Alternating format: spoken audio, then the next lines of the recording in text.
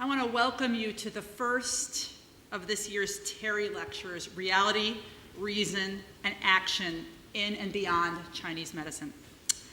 Our lecturer is the great anthropologist Judith Farquhar, Max Palevsky, Professor Emerita at the University of Chicago, where she's also serving as the faculty director of Chicago Center in Beijing. My name is Catherine Lofton, and I teach here in Religious Studies, American Studies History, as well as the Divinity School, and I am also currently serving as the chair of the Terry Lectureship Committee. On behalf of the committee, I want to welcome all of you to this, the first lecture. And also, just for your own benefit, I think we also want to thank the other members of the Terry Lecture Committee, many of which are in the audience, as well as the university's secretary, Kimberly Goff-Cruz, who actually formally issues the invitation to the lecturer, and Kim's team, who has organized everything that makes this seem so smooth and easy. That is the group in the office of the secretary who handle the arrangements, including the fabulous reception that we have afterwards. Just follow the crowds. It's delicious. And then you can thank the team. I want to say that we owe this evening, as so many things at Yale, to the 19th century and the figures that it produced. In particular, here we're thanking the generosity of Dwight Harrison Terry of Bridgeport, Connecticut. For a man of his wealth, we actually have surprisingly little information about him. In a strange little 1895 volume, The History of the Town of Plymouth, Connecticut, available at Sterling Memorial Library, we learn that he was the youngest child of Henry Terry, that he was born in 1841, that he married Martha J. Durand in 1862, and that he was a broker and dealer in investment securities in Bridgeport. But the terms of his 1905 gift to Yale indicate a more dynamic portrait of a person.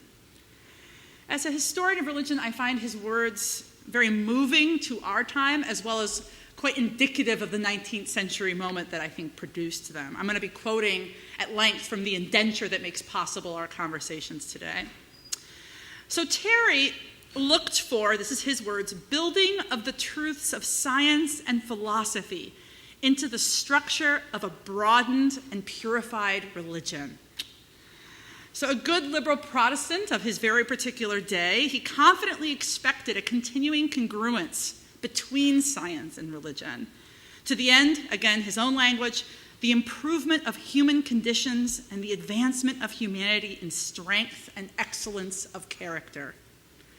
Most particularly, he believed that the study of, again, his words, the great laws of nature, especially evolution, would come to be seen as the most potent ally that Christianity has ever had in elevating mankind. Literature, sociology, the history of civilization, as he put it, biblical research, as he also put it, all of these would play their part. He insisted, however, that the lecturers of this broadened and purified religion were to be subject to no philosophical or religious test. So it's okay if all of a sudden Judith's worried that she does not have this purified religion. It's fine. We're not testing her. As he said, again, in a magical indenture, magical by Yale standards, I'm telling you, all earnest seekers after truth are welcomed, even if their views seemed radical or destructive of existing beliefs. Amen, Mr. Terry. Terry placed special emphasis indeed on the complete freedom of utterance, his language, and would welcome expressions of conviction from sincere thinkers of differing standpoints, even when they run counter to the generally accepted views of the day. So Terry expected that his lecturer's words would have consequential and possibly controversial power.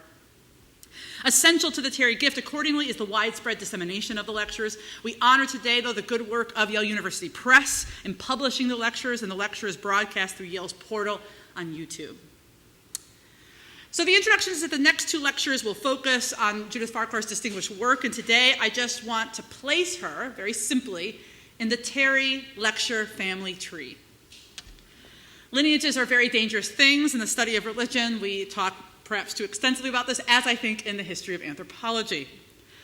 Do purported descendants of George Washington mention the 255 other people that are equally 6 times their great-grandparents?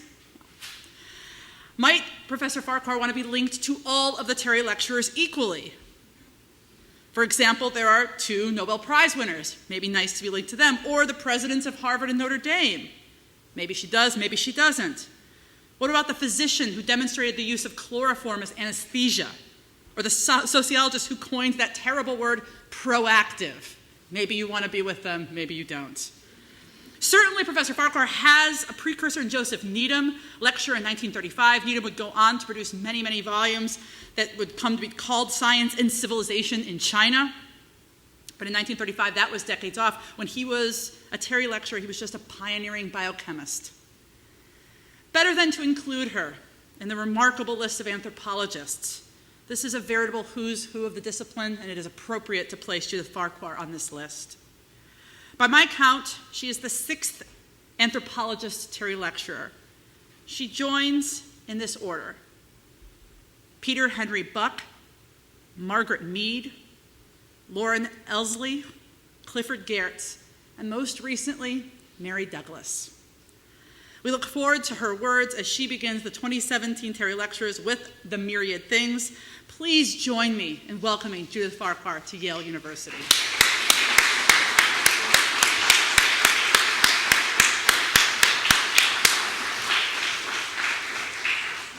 Thank you, thank you, thank you.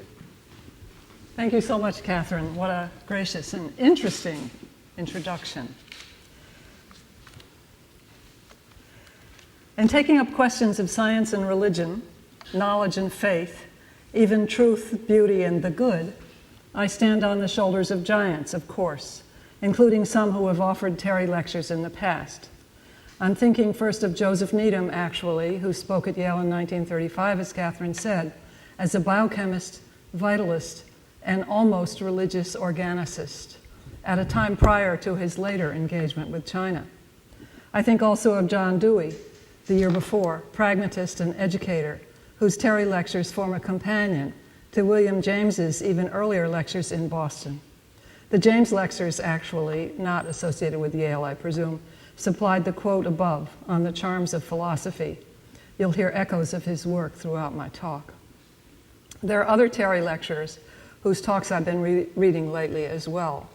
This interesting and sustained attention to concepts of science and religion has led me to a re-engagement with American pragmatism via Dewey and James. But today I want to begin by recalling Joseph Needham as I try to take an anthropological route through Chinese medicine into a consideration of science and what? Let's say at least values and meanings instead of religion.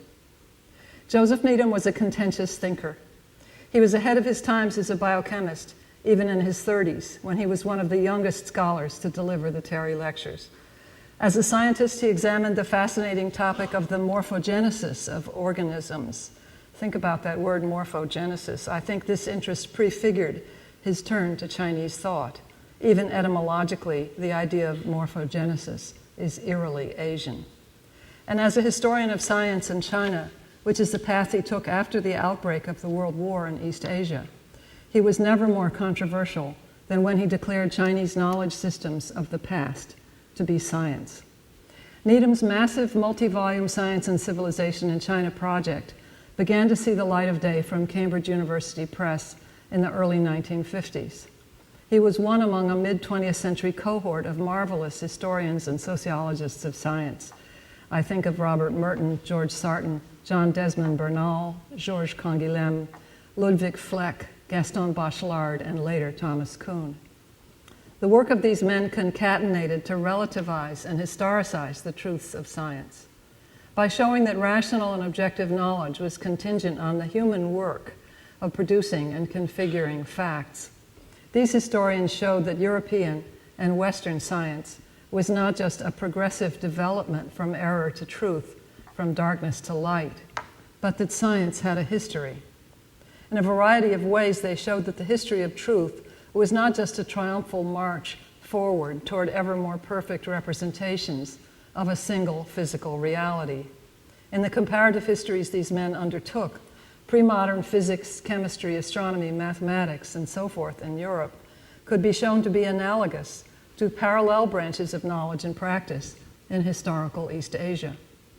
Even though this world region had for so long been thought of as the home not of fact and objectivity, but of magic and mysticism.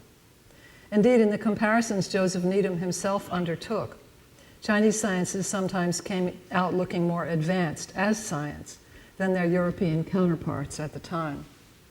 I met Joseph Needham and his frequent collaborator, Lu Guizhen, whose picture is also here, in the early 1990s, when I enjoyed a brief research stay at the Needham Research Institute in Cambridge. I took the opportunity to ask Professor Lu about the status of their proposed Volume 6 on the history of medicine and biology in China. By that time, she and Joseph had demonstrated great sensitivity to the Chinese sources in a number of fields and time periods, and they had developed an encyclopedic grasp of Chinese intellectual history. Their very thorough scholarship had shown the specific virtues and problems of a number of East Asian scientific fields. Very little had appeared from them on the huge topic of medicine and pharmacy, even though I knew this area was near to Lu Guizhen's heart and her expertise. When I asked how long I would have to wait for the authoritative English language history of medicine in China, Dr. Lu shook her head. "Maybe it will never be done," she said. What was the problem? Chinese medicine, she lamented, is untranslatable. I could sympathize, having just written my own extended study of the practice of Chinese medicine in English and having found all translation systems somewhat wanting. But my problems were not quite the same as hers. Dr. Lu and Joseph Needham were suffering from a particular malady brought on by their own historiographical and epistemological convictions. Ultimately, they had faith in the universal truth represented by the modern sciences. And as a result, they translated in a way that relied heavily on modern scientific terms. In translators' lingo, the source language was pre-modern Chinese superstition, and the target language was a refined modern English science. Now, I hasten to assure you, Joseph Needham and Lu Guizhen produced some of the most sensitive and respectful readings of pre-modern Chinese thought that we have in the English language literature. Volume 2 on the history of scientific thought is still a major interlocutor for all of us who try to engage philology, metaphysics, aesthetics, and the unique cultural meanings that inhabit the Chinese archive. The accounts of Chinese worlds of knowledge and practice to be found in Science and Civilization in China are nothing if not nuanced, brave, and profoundly honest. But when you examine the very categories in which Needham and his collaborators worked, the classification schemes that structured their vast assemblage of historical facts, it's clear that their aim as historians of Chinese science was rather determinedly modernist. If the Chinese classics were to yield a history of science, it was ultimately necessary to carve away the superstitious accretions of Chinese religion and cosmology and reveal those kernels of scientific truth, 20th century scientific facts, that could be found in the classics, while at the same time rather drastically reorganizing East Asian historical systems of thought. This was ultimately a kind of evolutionary history or progress of knowledge approach. It has been much discussed as the Needham question. And Lu Guizhen was right to think of the difficulty of comprehending Chinese medicine as a translation problem, one that especially afflicted medicine. This problem very much troubled her, and probably Joseph too, at the end of their lives. And of course, translation is still a problem for me. Indeed, having spent a fair amount of time reading the critical literature on translation and its general traitorousness, I am inclined to agree with those in the many fields that place translation at the center of their concerns. It is often pointed out that translation is impossible, yet amazingly, it's happening all the time. And at the risk of overreading Lu Guizhen's lament, I have found in my own work with Chinese medicine that translation problems have deep ideological roots, as she seems to have recognized. My differences with the Needham project are ideological at root. I cannot share Joseph's deep commitment to the general superiority of modern science and his vision of the evolution of world knowledge toward better and better accounts of what John Law has called a one-world world. And this is where we begin to approach the themes of the Terry Lectures and the real beginning of my own talks on reality, reason, and action.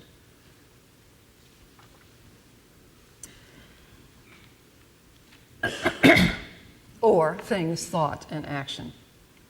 Based on my career engagement with traditional Chinese medicine, I want to suggest that medicine, all medicine really, is a special case of the relations between religion, whatever that is, and science, whatever that is. Many have argued that clinical medicine, because it is so practical and uncontrollably multifactorial, cannot be thought of as a science in itself. The laboratory is relatively remote from the clinic. This we increasingly know as whole groups of clinicians and hospital administrators wrangle the complexities of transporting knowledge from bench to bedside, as they say, in the new biomedical specialty of translational medicine. Every clinician also knows that effective healing requires more than the mechanical application of scientific knowledge to uniform human bodies. Moreover, though faith in the healer has often been invoked to explain some of the little miracles that take place in medical settings, most modern scholars reject the idea that faith alone could heal the real illnesses recognized in any therapeutic system. So medicine is not a religion either. Nathan Sivan, another one of my inspiring teachers, likes to say that medicine is everywhere more art than a science, more a cultural formation than a natural science. This can be said of all kinds of medicine, including folk medicines from all over the world.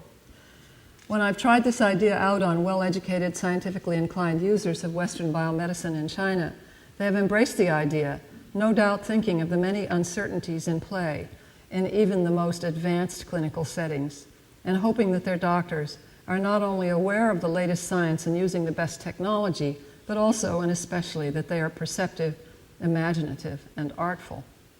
This notion that medicine is at heart an art, albeit one that draws on both science and faith, invites us to understand world medicine with methods drawn from aesthetics or poetics.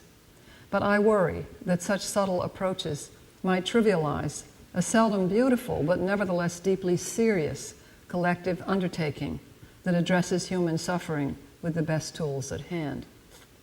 But let me insist now that medicine is the field of human endeavor that most challenges the idea that religion and science are different things.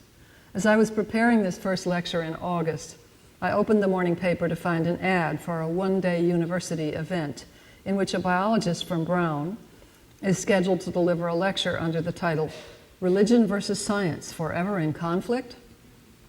This confirmed me in my determination to demonstrate that science and religion are not so different. It is not Professor Miller's science or religion that I might like to challenge, because after all I have no idea what he's going to say, but rather that little versus he puts in between them. But I hope to show you in a variety of ways that anthropological observation and our disciplinary orientation to practice suggest that pragmatically there's no essential difference between science and religion any more than a radical empiricism can find a difference between thing and thought. We are no longer presented with two looming terms between which a relationship must be forged. Most of us have a downright religious commitment to the idea that biomedicine as it is practiced in our academic medical centers is scientific, and a parallel conviction that every other healing modality is somehow religious. Biomedical scientificity and primitive superstition are both taken on faith. In these symbolic commitments, we are the heirs of that long 20th century philosophical project of secularizing truth, the great work of positivist epistemology that drew a boundary between scientific objectivity and the religious domain of cultural values, ultimate meanings, and spiritual life. But we do not need to capitulate to the compartmentalization it reinforced, nor do we have to wring our hands over that little versus. When it is looked at from the point of view of any non-Euro-American form of systematic knowledge, when it is studied comparatively, as historians and sociologists began to do long ago, science in practice reveals its superstitious and magical character. The unproven metaphysical assumptions that underlie any physics, the philosophical rationalists' insistence on the universality of certain fundamental categories like space, time, matter, and spirit, which is so wonderfully critiqued by William James and other radical empiricists. These are not necessary conditions of human thought and knowledge as such. Rather, they are specific cultural religious commitments that, as Emile Durkheim demonstrated in the elementary forms of the religious life over 100 years ago, are socially constructed. Because social formations have varied so much, and because both knowledge and belief, science and religion, are constituted in structured social practice, we have inherited a world that invites us to learn from differences in depth as philosophers. We learn from differences as philosophers and also as vulnerable bodies and conscientious actors. Following the example of William James in 1907, with these Terry lectures, I seek to recruit you to a learning process that has long had a curious fascination for me as I have worked through traditional Chinese medicine to open new spaces in translation for reality reasoning and ethical action. Chinese medicine can show us a world known and treated by an ancient and modern, mundane and philosophical art. By the end, I aim to advocate a Chinese medical approach to action in general, not only the action of healing. I urge your attention to Chinese medicine not because it will directly or immediately improve health, though it could, but because this ever-changing body of knowledge can give us the problematic thrill of thinking in translation. It can help us to feel the presence of the vastness. William James believes that opening is valuable in itself. So do I. So let me turn to the myriad things. I'm going to begin this first lecture with things, that ever-renewed problem of both epistemology and ontology that keeps renewing itself in modern philosophy and comparative anthropology. Heidegger famously uses a humble water jug as an example of a thing gathered into salient existence for the philosopher on whose desk it sits. He challenges us to place this most solid, discrete, and ordinary object, this usually ignored thing, into its specific history of making, serving, and being used. Other materialist philosophers have made the classic schoolroom gesture toward chairs and tables, asking pupils to re-see them as problematic and imagine a world that is perhaps not so solidly given as they common-sensibly think. Bruno Latour reminds us that the very word thing derives from a history of political assembly in Europe, das Ding, a gathering. Objects and things have lately been star performers in our more philosophically inclined classrooms, as a fresh turn toward metaphysics and object-oriented ontology is inspiring more and more speculation on the nature of materiality. But I think medicine offers us even more interesting entities than these classroom examples to both appreciate and challenge. Here's a problematic and important example from the history of biomedicine: ontological disease.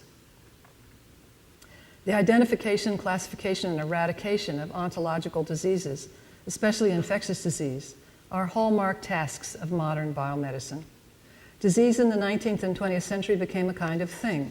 It emerged with the rise of pathological anatomy and later bacteriology as a privileged entity demanding to be perceived and understood by physicians.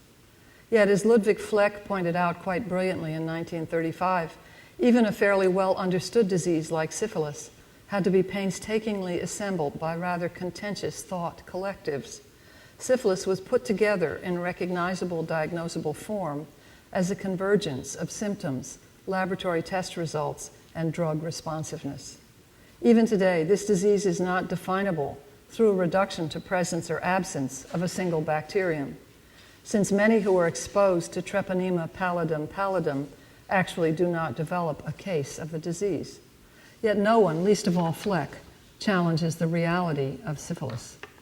If we put the problem of its thinghood in pragmatist terms, the entity syphilis is a very convenient, indeed supremely serviceable thing.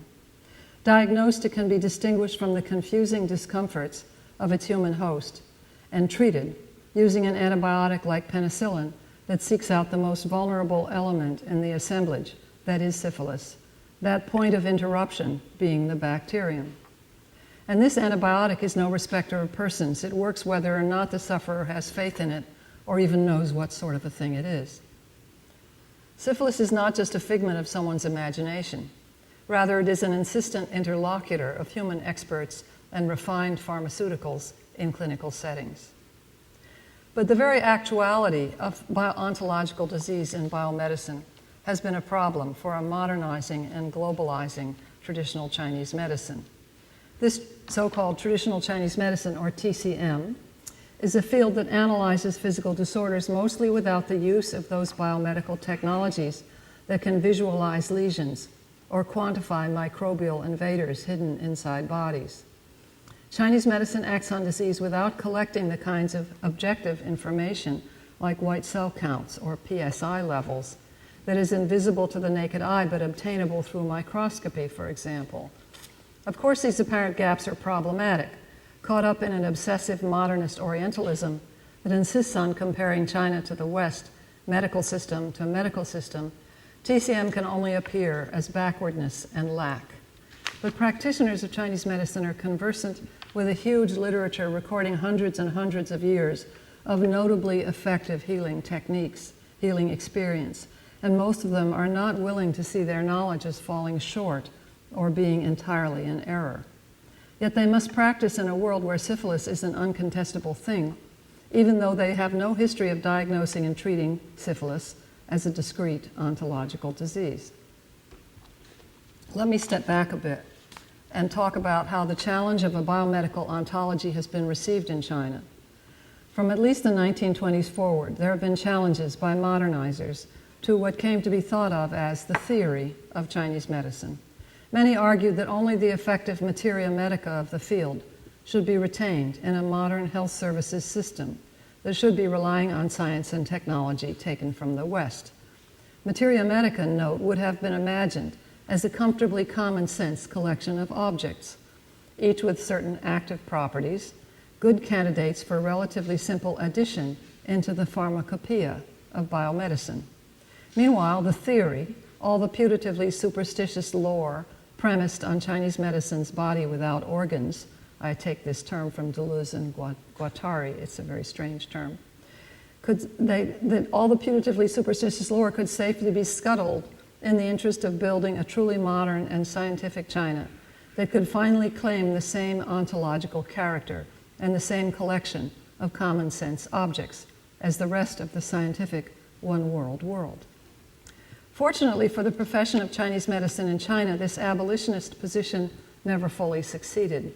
And as we know, in the 1950s, the People's Republic of China established the first officially pluralist national health and medicine system in the world.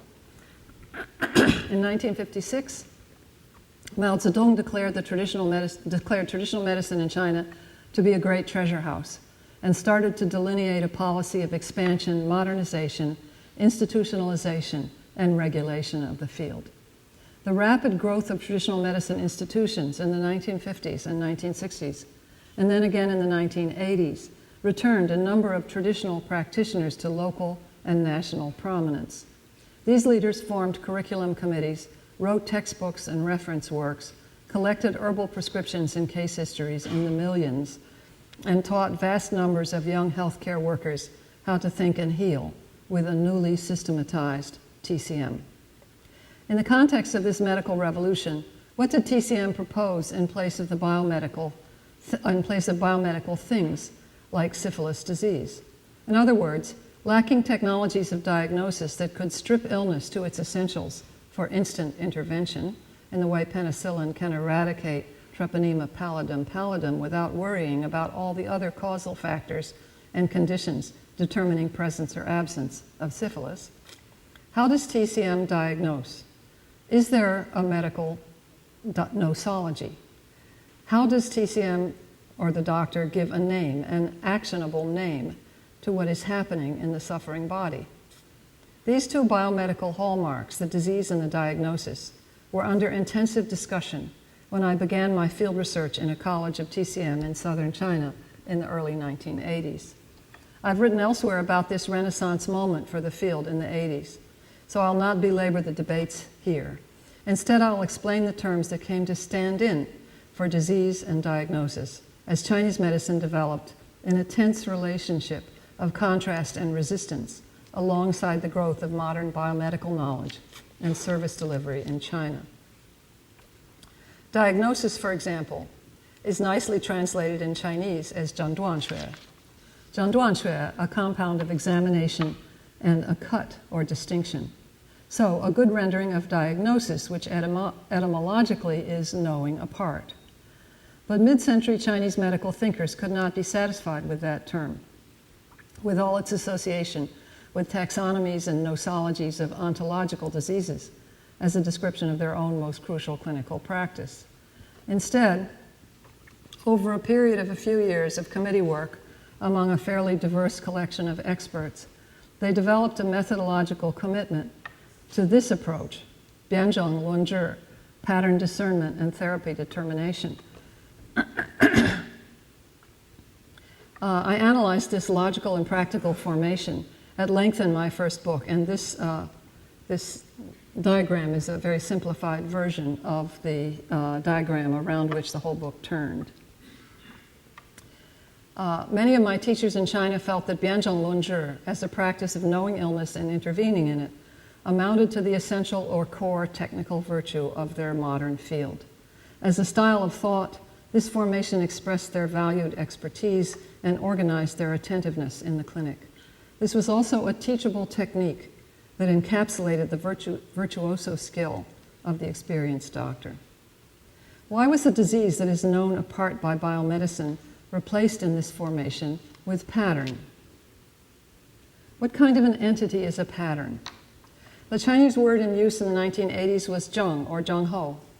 A 1988 dictionary defines it as you see on the slide. A zhengho is what is composed from a set of interconnected symptoms and bodily signs, including tongue image, pulse image, etc., and reflects certain patterns of illness change.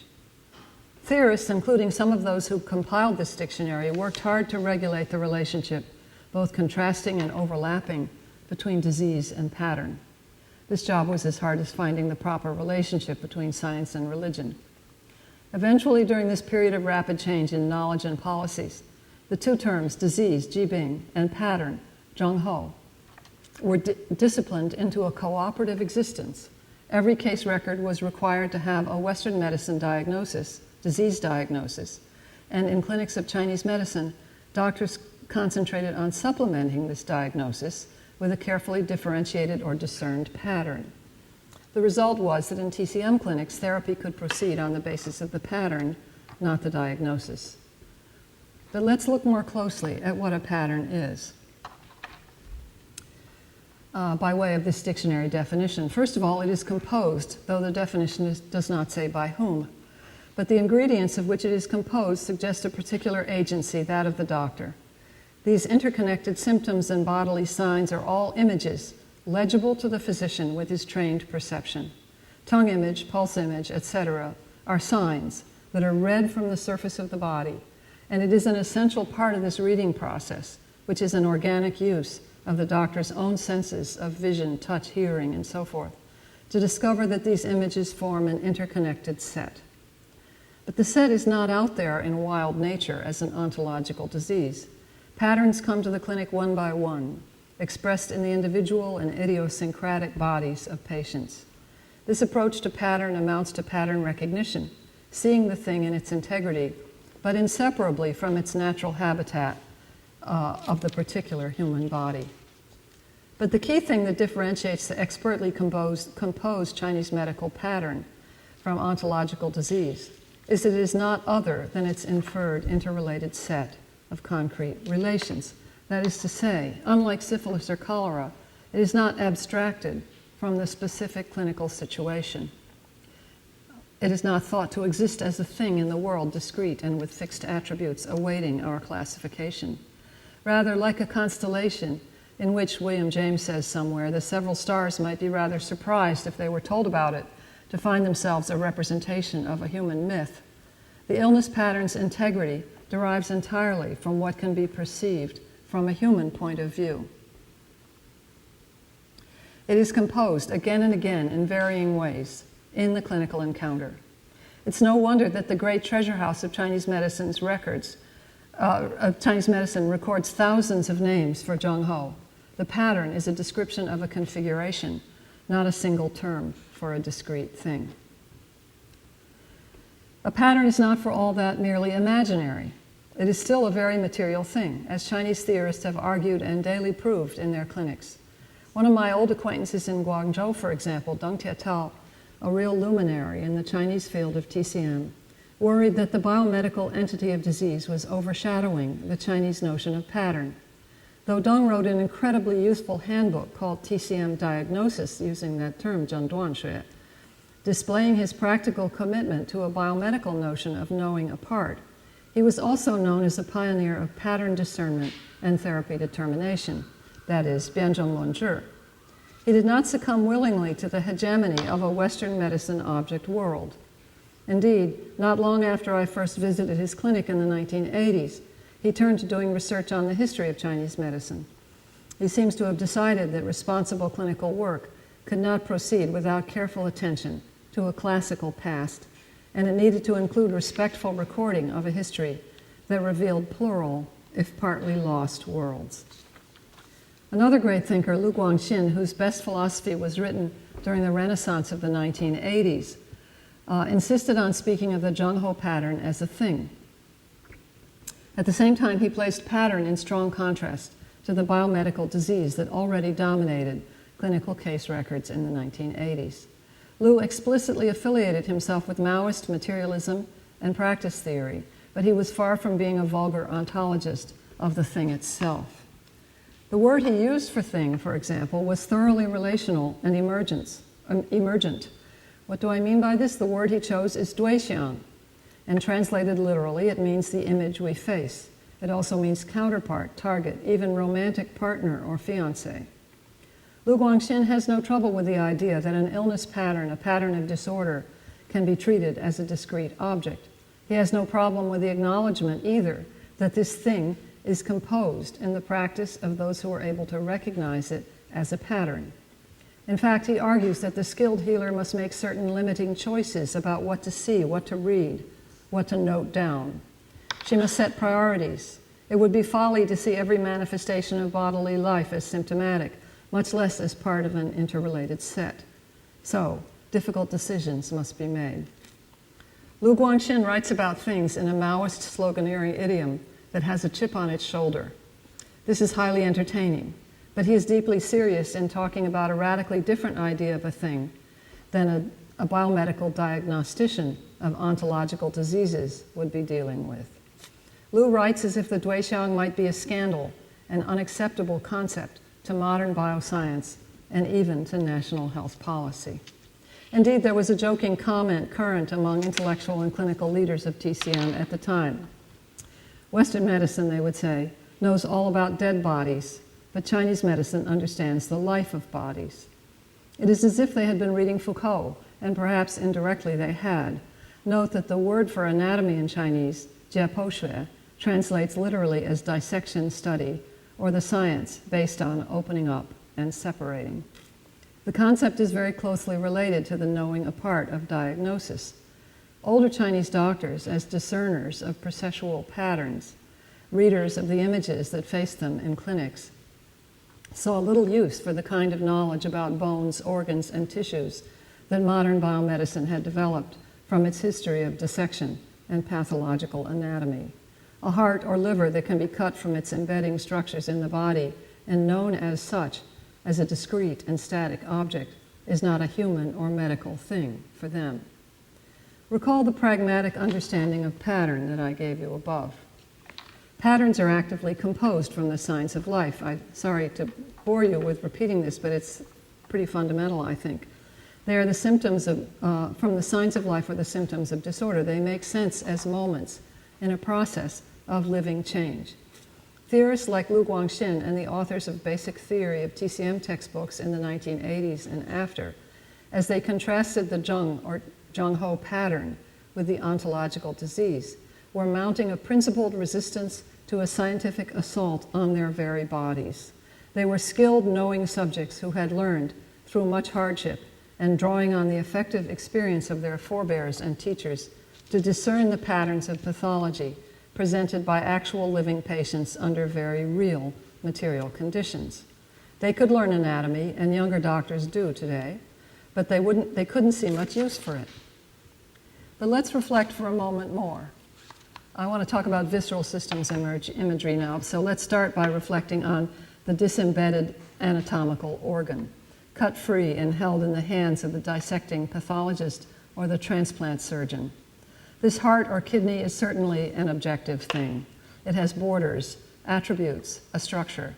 As object, it pre-existed its surgical removal and entry into the bright light of the operating theater. We're pretty convinced that each of our bodies contains these objects, along with others equally discrete and objective. And at driver's license renewal time, we feel that it is our moral duty to promise these removable things as gifts to needy strangers. But the individual organs are scarcely known to us through experience. I might feel that I know my heart by way of that cardiac thumping I feel in times of exertion. But personally, I've always been a little vague on the location and activity of my kidneys. And the spleen, forget about it. Given that most of us live in a kind of carnal flow, working at best with what Deleuze and Guattari called a body without organs, how is it that the body's anatomical organs became so naturalized, so commonsensical, even so commodified, as self-evident things in today's world? Chinese doctors contemplating biomedical knowledge ask themselves questions like this, and they incorporate little images of anatomical organs into some of their illustrations, as with this acupuncture diagram from a textbook. But I have said that these guys are bored by anatomy. They tend to think of the anatomical structure as a mere passive resultant of a constructive physiological process that demands to be understood in its own terms as process. I made this argument in an article years ago on female infertility, in which I suggested that a uterus becomes a salient thing for Chinese medicine only when a fetus is growing inside it. The heart or kidney held in the hands or stashed in the styrofoam cooler in the transplant theater may have a structural identity, but in the eyes of the Chinese doctor it has lost its most important identifying features, its functions in a network of interacting things that sustain an ongoing human life. Nevertheless, here's one of the delightful puzzles that presents itself to those of us who translate Chinese medicine. The Chinese medical classics, some of them dating back 2,000 years, speak often of hearts, kidneys, lungs, spleens and stomachs, urinary bladders, gallbladders, and intestines large and small. There's no doubt that the medical sages knew the contents of the body, and it is also clear that they made reference to a body with organs, Deleuze and Guattari notwithstanding, as a way of spatializing the body. They located effects as more or less inward, or more rising than falling, for example. But they and their modern heirs find the image of an organ depicted as an object floating in space, not part of a system of living activity, downright laughable. How did they think about those organs that are named in the classics then? Modern Chinese medicine has a heavily theorized and systematized special field on this subject, visceral systems imagery, or zangxiang xueshuo. I want to conclude this first lecture then with a consideration of the object nature of a visceral system. This branch of knowledge in TCM offers profound resources for thinking about things, the central question of ontology, and it opens to us perhaps a rather unusual kind of body or style of embodiment. Perhaps in the end, we can even imagine a living body with interpenetrating visceral systems rather than organs. So let me expand on this idea of a living body with interpenetrating visceral systems. In knowing practice, I initially characterized Chinese medicine's organ-based visceral systems in this way. I won't read you the whole quote. I think you can probably see it. But the key thing here is that visceral systems are interpenetrating systems of related functions that have a definite spatial dimension. This is a notion of the spatial organization of the human body that is both demanding and exciting. Actually, I recall explaining visceral systems to a colleague in religious studies at the University of North Carolina, that would be Rule Tyson, with reference to the way late afternoon games were played when I lived at the College of Traditional Chinese Medicine in Guangzhou in the early 1980s. In the limited open space of one large playing field, circled by a running track, too many students and too many faculty tried every day to play soccer, volleyball, and basketball, to jog, to lift weights, and perform calisthenics in loudly counting groups. Watching all this energetic activity, I couldn't always figure out which individuals were playing soccer and which were playing volleyball. Basketball players set up jump shots in the same parts of the field where football players dribbled toward an ad hoc goal marked by 2 bricks. I couldn't keep track of who was playing at what, but I was very impressed that the players themselves always seemed to know who was on their team and which of several balls was their object of interest. This image of interpenetrating but distinct games, organizing themselves around the movements of minimal, primitive, but distinct objects, impressed my colleague, Rule Tyson, mightily. A few days and years later, it was the only thing he remembered about my beloved research projects. I don't want to push a sports field metaphor too far, but keep this booming and buzzing athletic field in mind, as you consider this table, which summarizes the domains belonging to each of the 5 master visceral systems. This table is oversimplified, but it captures something important about the visceral systems networks, understood as organic things. This is evident as we read horizontally for each of the 5 systems. So look at the heart system across the top. I hope you can see it. The heart, for example, rules blood, stores, shuns spirit, unfolds in the vessels, manifests in the face, and vents at the tongue. Not shown in the table is the fact that the heart visceral system is also affiliated to a parallel hollow organ, that of the small intestine system, and also the fact that the heart system functions are facilitated by flow in the hand lesser yin heart meridian. To see how the interpenetrating playing fields metaphor applies, compare the heart system with the liver system. Liver rules processes of dredging and draining, as well as dispersion of qi upward and outward. It stores blood, unfolds in the sinews, vents at the eyes, and manifests in the nails. It is affiliated to the gallbladder system and unfolds in the foot reverting yin liver meridian. We saw that diagram with the acupuncture man a few slides back. While the heart rules the vessels, the liver rules the sinews. But these 2 reticular networks of vessels and sinews are intertwined throughout the body and even intimately dependent on each other. How can they be seen as aspects of 2 separate things, a heart and a liver?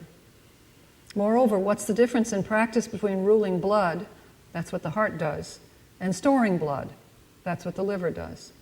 Let's address those questions by reflecting on one key verb.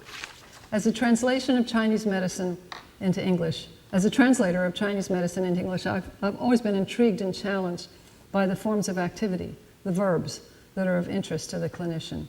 What English verbs can I use that will not distort these processes, which we are not very accustomed to speaking about? What does it mean physiologically to say that the heart rules blood or that the liver rules dredging and draining? Well, to understand this verb zhu, or rules, I'm afraid you have to steep yourself not only in clinical experience, but also in classical ideas about rulership, a topic on which ancient Chinese philosophy focused for several hundred years in the Warring States, Qin and Han periods. The original medical writing on visceral systems dates from that classic era, after all, and we might suspect that the proto-medical theorists writing in the classic age were thinking about the practice of social power as they wrote. Indeed, when we note, as many have, the liberal use of words involving governance in their most technical medical writing, it seems clear that they were composing a body that could serve as the ontological foundation of an antique state, a polity that was at the time violently under construction. A human body envisioned as interpenetrating networks that channeled powers throughout a decentered system was the proof that rule of any kind, at any scale, could not be totalitarian, nor could it extend its reach only over discretely bounded territories. Rule over territory and people, rule over vital energies, both were a matter of condensed nodes anchoring unbounded networks. So when a Chinese doctor explains to a student or intern that the heart rules shun spirit while the liver rules blood, he's evoking a particular theory of power and responsibility. This form of power has been sustained and elaborated throughout the history of medicine in China, even though in the domain of government it has been rather thoroughly transformed with the rise of the modern Chinese nation-state. Zhu rule is not the total domination of a power holder over his weak and passive victims. Rather, Zhu looks more like ruling through non-action, ruling as an exemplar, anchoring social order as an unmoved mover, or providing a source of virtue in the social world. Those of you who study China will recognize all these formulas. When ruling by non-action is refracted through medicine, in the heart system, for example, we no longer see a pumping organ that pushes blood through a fixed network of vessels. The force that makes blood flow is the qi energy intrinsic to blood as it spontaneously circulates through living bodies. It is, in other words, the qi-blood relationship that is making fluid move through the body. This is a very decentered forcefulness that could not be sustained by a merely mechanical pump. Those things that are ruled in various sites of the body, the spreading network of vessels in the case of the heart, are already active. They don't need to be set in motion. Perhaps rather they need to be guided, nudged, or controlled in their flow. So in conclusion, given the subtleties we find in the verbs of physiology and given the dispersed and interpenetrating character of the 5 great organ systems, what are the common sense things belonging to the body? What is the reality of the entities, diseases, or patterns that without doubt afflict the body and its systems? What is the reality of the entities that without doubt afflict the body and its systems? Indeed, can the body itself be a commonplace thing in a world that accommodates many more than one mode of doing medicine? With these questions, we land in a space beyond cultural difference, beyond linguistic translation, and beyond the merely conceptual. Medicines of all kinds work with real stuff. The pattern of disorder that is a thing for Lu Guangxin and his whole generation, at least, of Chinese medicine doctors. The heart, lungs, spleen, liver, and kidneys that together and inseparably fill the body with activity. The minimal substances that flow in this body, Shen spirit, blood, qi fluids, and Jing essence. These are not just cultural or imaginary things belonging to a world that has receded from view. Rather, to quote W.I. Thomas, the Chicago sociologist, they are things that are real because they are real in their consequences, in clinics and classrooms throughout the world. Yet they cannot be recognized in the frame of a modernist metaphysics. Chinese medicine, with its simplest and most commonly encountered objects, bespeaks the plural universe to which the global pragmatist must accede.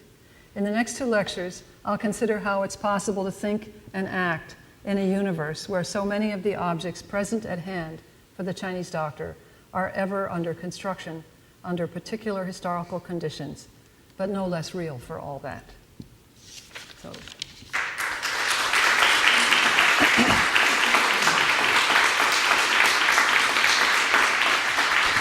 You can hold that.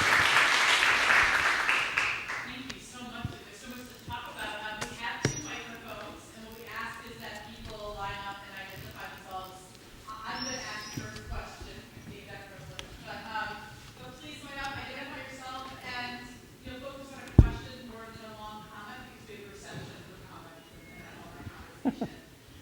So what I just wanted to give up, I'm Kate Lofton. You met me earlier in the evening. This is such a fantastic talk. I'm going to do a thing I bet you find super annoying, which is tell me more about how Chinese medicine sees X. As we were talking about the interpenetrating systems, that locution is used a lot in a book I just finally read the book that has Michelle Murphy's building syndrome, the problem of uncertainty.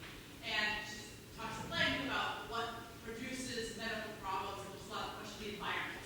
So I'd love to hear how are environmental, are they discussed at all? Are you trying to provide vocabulary to look at interpenetrating systems that exceed the body, or is the body really the sole territory of medical interest and concern? This is a historical question. The classical sources read in a certain way do not focus on autonomous bodies that much. They're very interested in winds, they're very interested in dampness, climatic conditions, and they tend to, there are no subjects to a great many predicates in sentences. So that the medicine, classically, you could make the argument, although there's all kinds of contradictory material in those early sources, you could make the argument that that medicine was about a whole environment, and that the human body was not thought about in this way, that is as a kind of a skin-bound, autonomous, walking around kind of thing. I think that I will be getting back to something related to this in the 3rd lecture when I talk about taking the human as the root, because Lu Guangxin is the source of my thinking on how Chinese medicine doctors, especially theorists like Lu Guangxin, want to look at humanism in medicine today, after the 20th century, after Maoism, after Christianity, and so forth. And he wants to, and he knows this classical literature. He knows how ecological it is in a way. He knows how much it does not individualize the individual human body. He knows all that. But he wants to make the argument that we're medical people, we have to take the human as the basis. And in fact, that was the collective choice. It may never have been articulated as well as in Lu Guangxin's writings, but that was the collective choice in the 50s and a bit earlier, when all the doctors got together and started saying, okay, what have we got here? How do we make it modern? How do we make it institutionalizable? How do we teach it in medical schools, et cetera, et cetera. And that's ontological that's eradicated from the way they It's certainly not completely eradicated because there's so much diversity in modern Chinese medicine. And people, experts of all kinds are busy reinventing all sorts of things from the classics. And they read the classics, right? And when you read the classics, there are some ideas that you can't not have. That is, the classics are extremely powerful in telling you what might be thought. Right? And that in itself is really important. It means that it's impossible for Chinese medicine to be completely modernist. It can't just reimagine itself as a modernist kind of empiricism or something like that, because those ancient sources need to be accepted. They need to be understood and thought about. So, yeah. Thank you for the wonderful. Are we on here? Yes. I'm Bill Summers, and I have a question about your emphasis on image, which I think is really interesting. Yes. I, as a Western-trained physician, when I examine a chest, I listen and I thump and so on, and I have images that I form in my mind. Historically, I suspect Laennec did not think of X-rays in his images, but I think of what would the X-ray look like, or what would the consolidation be, or what would the specimen look like if I was in the autopsy room. What did the Chinese physician have in mind when you talked about the image from the tongue or the image from the triple burner or whatever? Yeah. Lecture 2 and Lecture 3, I take this back up, but I'm really glad you noticed that image thing because it's really important.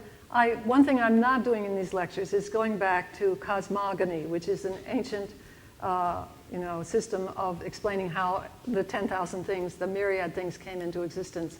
And if you take cosmogony seriously as the kind of metaphysical foundation of Chinese medical thinking, then the 10,000 things are images.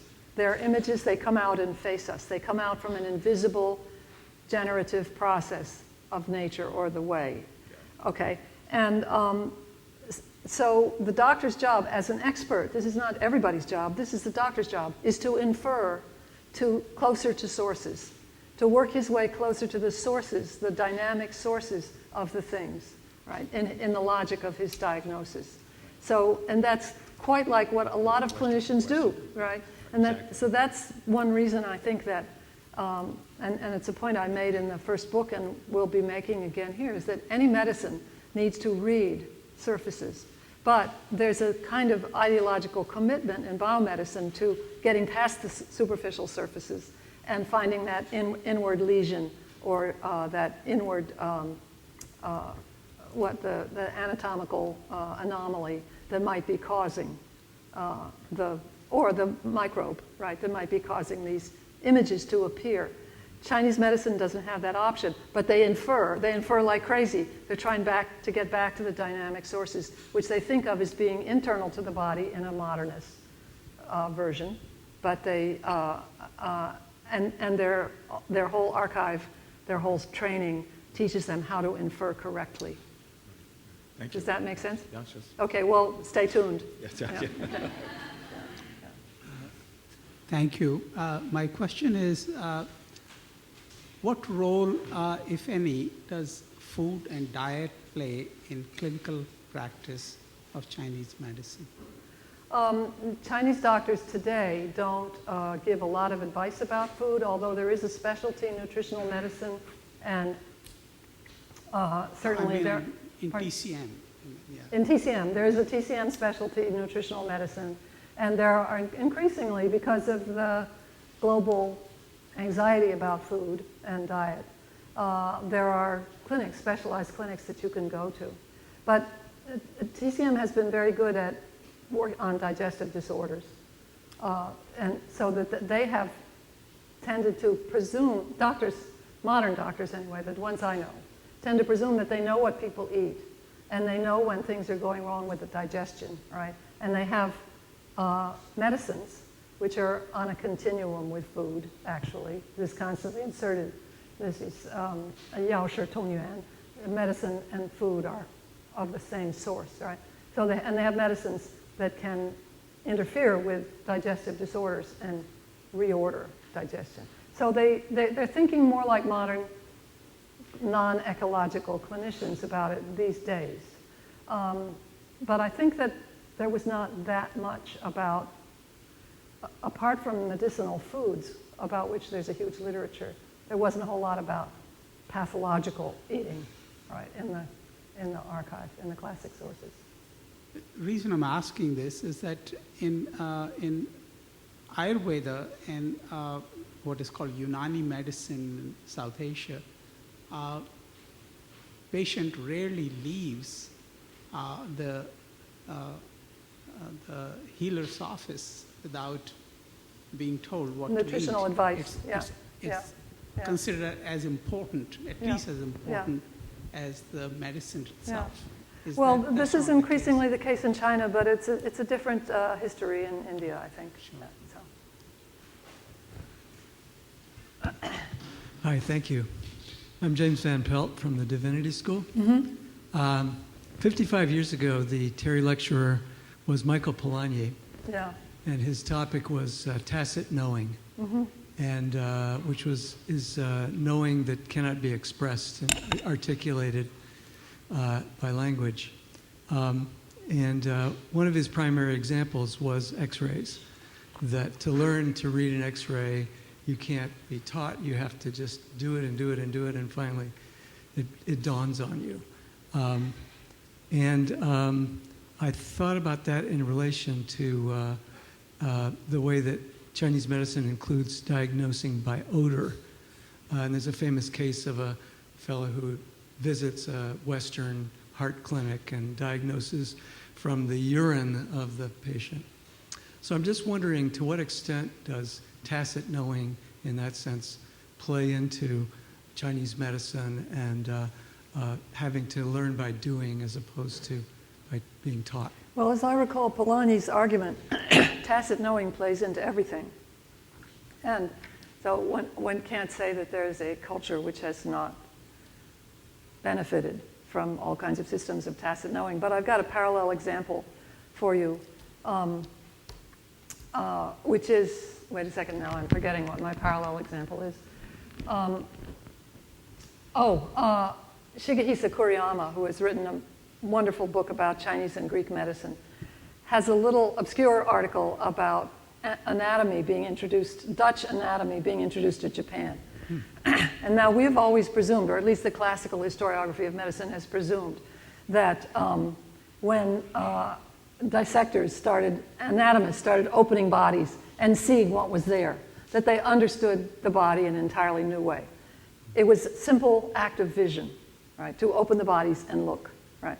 However, Kuriyama looked at the slow rise of anatomical dissection in Japan after books, the handbooks and guides to anatomy from dissection had arrived from the Netherlands. And he said it took 100 years for the Japanese anatomists to decide that those books represented something real and that they could accept that representation as a representation of what's really inside bodies.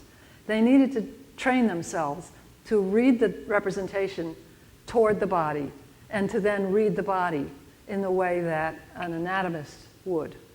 I think that's a fascinating case in which you might want to think about all the tacit knowledge of knowing bodies that had to be recast, some of it banished, some of it refined, in order for anatomy to make sense to Japanese scientists. Thank you. My name is Dale Martin. I'm affiliated with the Religious Studies Department. And Judy, I'm so glad that you brought up Shigehisa Kuriyama, because that gives me permission to ask what I thought might be an inappropriate question.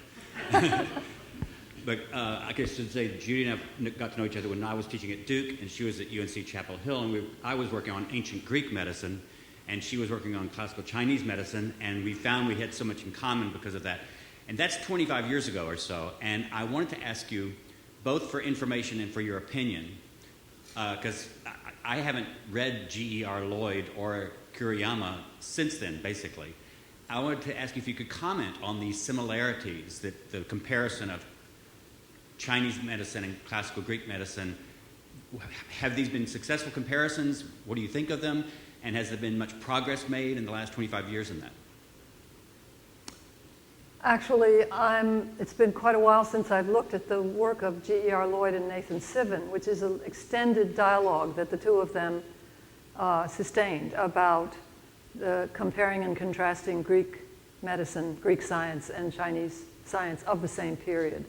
What they focused on, as I recall from that book, is especially the sort of social arrangements by which knowledge was shared and developed.